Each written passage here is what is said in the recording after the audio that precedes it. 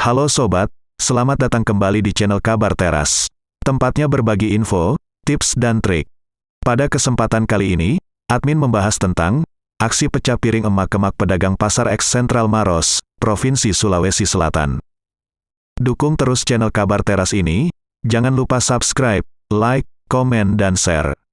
Serta tekan juga tombol lonceng, agar sobatku tetap mendapat kabar info, tips dan trik terbaru dari Kabar Teras. Baru-baru ini, tepatnya pada Senin, 29 November 2021, Lembaga Kemahasiswaan Himpunan Pemuda Pelajar Mahasiswa Indonesia, HPPMI, Maros Komisariat UMI, Pimpinan Pusat HPPMI Maros, Lembaga Bantuan Hukum Salewangang Maros, dan para pedagang eks Pasar Sentral Maros, yang didominasi oleh kaum emak-emak itu, melakukan aksi demo dan pecah piring di kantor Pemda Kabupaten Maros. Dan aksi tersebut sempat menjadi viral di media sosial.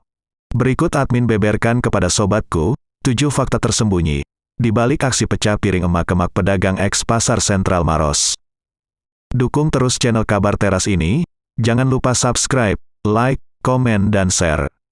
Serta tekan juga tombol lonceng, agar sobatku tetap mendapat kabar info, tips dan trik terbaru dari Kabar Teras.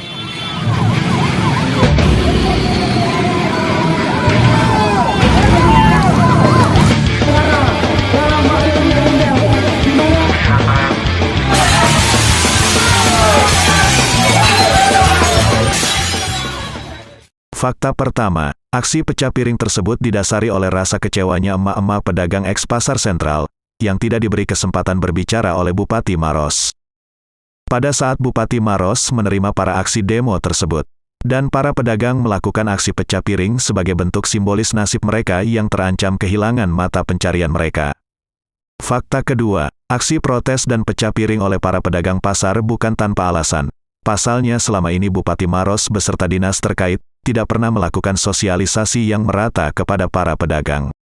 Selama ini pedagang merasa tidak diberi kepastian mengenai nasib mereka, apabila dilakukan relokasi dan pembangunan revitalisasi eks Pasar Sentral Maros. Fakta ketiga, sebelum melakukan aksi demo tersebut, pedagang eks Pasar Sentral Maros, melalui tim pendamping hukumnya LBH Salewangang, telah melayangkan surat sebanyak 2 kali kepada Bupati Maros. Namun tidak mendapat balasan, yakni pada tanggal 8 dan tanggal 18 November tahun 2021. Perihal agar dilakukannya rapat dengar pendapat antara pedagang dan pemerintah.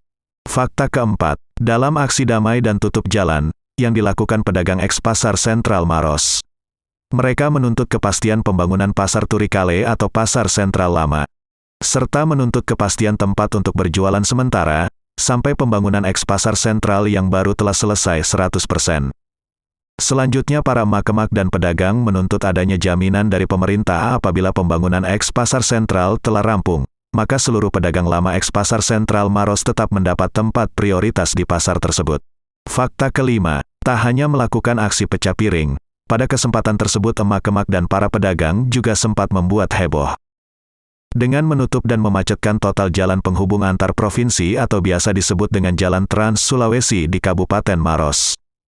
Fakta keenam, meski hanya beberapa menit, Bupati Maros Haidir Syam akhirnya menemui emak-emak dan para pedagang.